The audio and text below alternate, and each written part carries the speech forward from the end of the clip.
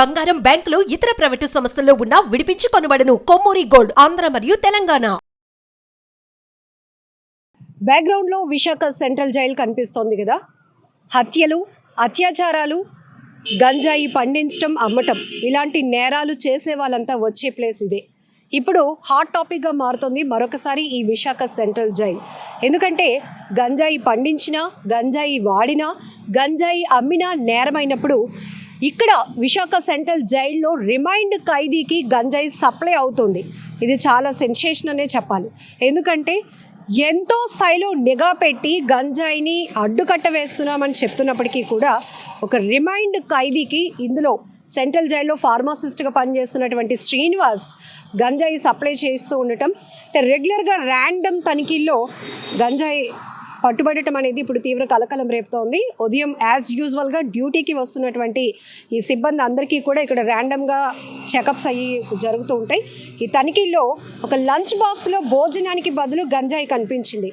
So what is this అని అధికారులు అడిగేటప్పటికీ pharmacist Srinivas చెప్పిన సమాధానం, లోపల ఎవరైతే రిమాండ్ ఖైదీ గుర్రాల సాయికి తనకి పరిచయం ఏర్పడిందని, సో ఆ పరిచయం కాస్త తను డబ్బులు ఆశ చూపించడంతో తన తమ్ముడు కాస్త గంజాయి ఇస్తాడు, అది నాకు ఎలాగైనా చేరవేస్తే నీకు కొంత అమౌంట్ ఇస్తాను అని చెప్పేసి అతను ఆశ చూపించడంతో ఈరోజు లంచ్ బాక్స్లో నా భోజనానికి బదులుగా సాయికి, రిమాండ్ ఖైదీ సాయికి అందించడానికి ఈ గంజాయి తీసుకొచ్చానని అతను చెప్పారు. సో ఇక్కడ తనిఖీల్లో జరిగినటువంటి ఇదైతే గంజాయి బయటపడింది. 95 గ్రాముల గంజాయిని లంచ్ బాక్స్లో పెట్టి అందించడానికి తీసుకువెళ్తున్న క్రమంలోనే ఫార్మాసిస్ట్ శ్రీనివాసరావుని అదుపులోనికి తీసుకొని రిమాండ్కి తరలించారు అధికారులు. ఇక్కడ మనం పర్టికులర్గా చూడొచ్చు, గంజాయి పైన ఉక్కు పాదం మోపుతామని ప్రభుత్వాలు చెప్తున్నాయి. మరొక వైపు గాంజా సరిహద్దులు దాటి సిటీల్లోనికి ఎక్కడ కావాలంటే అక్కడ విచ్చలవిడిగా సప్లై అవుతోంది. మరొక వైపు చూడొచ్చు మనం, చెక్ పోస్టుల దగ్గర ప్రత్యేకమైనటువంటి నిఘా ఉంటుంది. ఫారెస్ట్ ఆఫీసర్స్ కావచ్చు, ప్రత్యేకమైన పోలీస్ టీమ్స్ కావచ్చు, ఎక్కడికక్కడే బస్సుల్లో తరలించిన, రైళ్లలో తరలించిన, బ్యాగుల్లో, బట్టలు సంచుల్లో తరలించిన, లారీల్లో తరలించిన, దేంట్లో తరలించినా కూడా మా కళ్ళు కప్పి మాత్రం గాంజా ముందుకు వెళ్ళటానికి లేదు అనేది ఒక ప్రౌడ్గా చెప్పుకునే పరిస్థితి నుంచి ఈరోజు మీకు తెలుసు, గత వారం రోజుల క్రితమే విశాఖ వన్ టౌన్లో కూడా వన్ టౌన్ పోలీసులు అలాగే రెవెన్యూ అధికారులు కూడా కొన్ని గంజాయి మొక్కలను ధ్వంసం చేశారు. వన్ టౌన్ ఏరియా కేజీహెచ్ అప్స్టైర్లో ఉన్నటువంటి ఒక నిర్మానుష్య ప్రొహిబిటెడ్ ప్లేస్లో, నిర్మానుష్య నిషేధిత ప్రాంతం అది. ఎందుకంటే పూర్తిగా డిఫెన్స్ ఆధ్వర్యంలో ఉండేటటువంటి ప్రాంతంలో కొంతమంది పిల్లలు, అంటే ఒక 5గురు పిల్లలు, వాళ్ళు గాంజాకు అలవాటు పడ్డారు, మత్తుకు అలవాటు పడిపోయారు.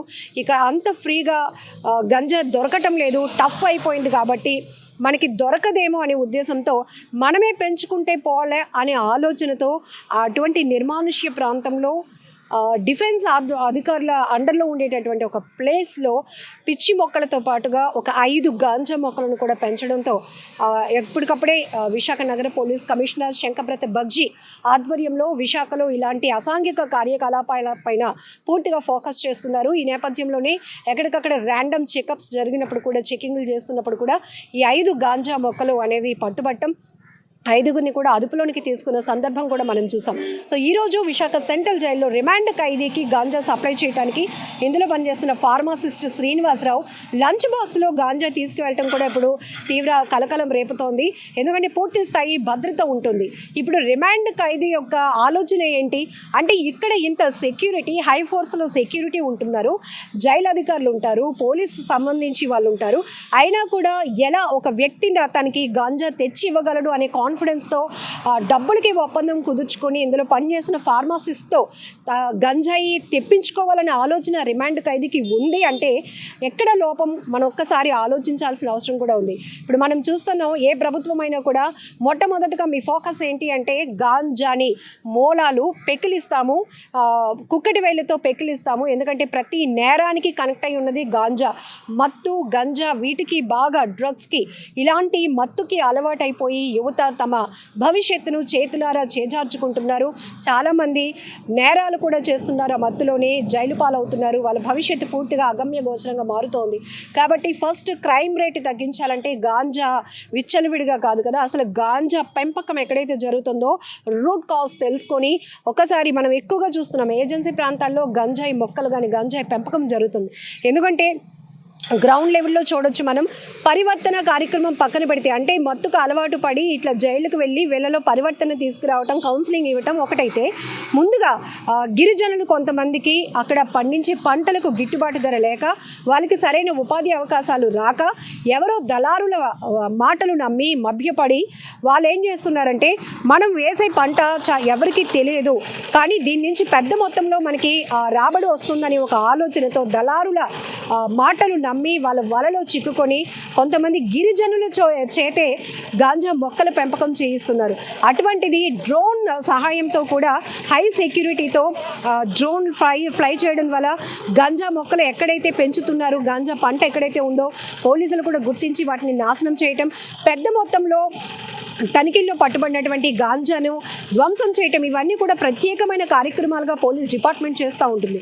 కానీ ఈరోజు సెంట్రల్ జైల్లో ఇలా లంచ్ బాక్స్లో గంజాయి ఒక రిమాండ్ ఖైదీకి అందించాలనేటటువంటి ఆలోచన ఒక ఫార్మాసిస్ట్ శ్రీనివాస్ అనే వ్యక్తి చేయటం అనేది ఇప్పుడు సెన్సేషన్గా మారుతోంది.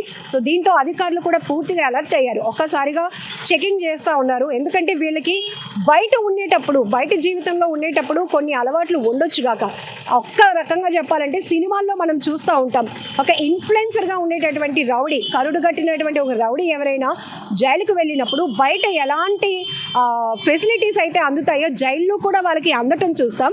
తోటి ఖైదీలు కాస్త బలహీనంగా ఉండేటటువంటి పరిస్థితిలో ఉన్నవాళ్ళు వాళ్ళకి సపర్యలు చేయటం, సెల్ ఫోన్లు అందించడం, లేదంటే ఈ బీడీలు కానీ సిగరెట్లు కానీ మందు బాటిల్స్ అందించడం, ఇలాంటివి మనం రెగ్యులర్గా సినిమాల్లో చూస్తూ ఉంటాం కదా. బయట ఎలాంటి లైఫ్ అయితే ఉంటుందో సెంట్రల్ జైలు కాదు కదా, ఎక్కడ ఉన్నా కూడా వాళ్ళకి ఇలాంటి లైఫే వాళ్ళు ఎక్స్పెక్ట్ చేస్తారు, అలాంటి హైఫై లైఫే వాళ్ళకు ఉంటుంది అని.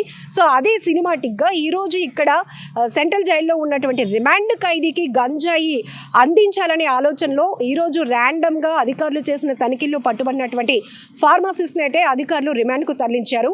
ప్రస్తుతం అయితే విశాఖలో దీనిపైన పూర్తి స్థాయిలో చర్చ కూడా కొనసాగుతుంది. విశాఖ వేదికగా కొన్ని నేరాలు జరుగుతూ ఉంటే అవి కూడా చాలా స్పెసిఫిక్గా పర్టికులర్గా చూడొచ్చు, చాలా విభిన్న రీతిలో జరుగుతూ ఉన్నాయి. క్రైమ్ రేట్ కూడా ఒకరికొకరు చంపుకోవటం కానీ, ఈ ప్రేమ పేరుతో జరుగుతున్న హత్యలు, ఆత్మహత్యలు, ఇలాంటి క్రైమ్స్ అన్నీ కూడా చాలా డిఫికల్ట్గా ఉంటున్నాయి. కాబట్టి సో వీటికి మూలమైనటువంటి గాంజాని పూర్తి స్థాయిలో అరికట్టాల్సిన అవసరం ఉంది. అలాగే తల్లిదండ్రుల పర్యవేక్షణ కూడా పిల్లలపైన చాలా చాలా అవసరం. సో 1 టౌన్ కేసులో కూడా 5 కూడా చదువుకున్నటువంటి విద్యార్థులే, వాళ్ళు తప్పుదోవ పట్టారు, వాళ్ళ కల్చర్ పూర్తిగా మారిపోయింది, గాంజాకు అలవాటు పడ్డారు, గాంజా బయట దొరకదేమో, గాంజా దొరకకపోతే మేము బతకమేమో అనే ఆలోచనతో కనీసం భయం కూడా లేకుండా, ఒకవేళ పట్టుబడితే వాళ్ళ భవిష్యత్తు ఏమవుతుందనే ఆలోచన కూడా లేకుండా సో వాళ్ళు అక్కడ మొక్కలు పెంచి పోలీసులకు పట్టుబడ్డారు, వాళ్ళని కూడా రిమాండ్ పంపించారు. ఇక్కడ ఈ కేసులు కూడా మనం చూస్తూ ఉన్నాం. ఏదేమైనా దీనిపైన ప్రభుత్వం సీరియస్గా తీసుకుంది. సో నిన్న లా కాలేజ్ విద్యార్థినిపై జరిగిన గ్యాంగ్ రేప్, ఇలాంటి అన్నిటికీ కూడా నేరాలన్నిటికీ కనెక్టింగ్ కూడా చూస్తూ ఉంటే యువత ఏ స్థాయిలో వాళ్ళ భవిష్యత్తు నాశనం చేసుకుంటుందో కూడా మనకి అర్థమవుతోంది. కెమెరా పర్సన్ శేఖర్తో లక్ష్మి, మనం టీవీ, వైజాగ్.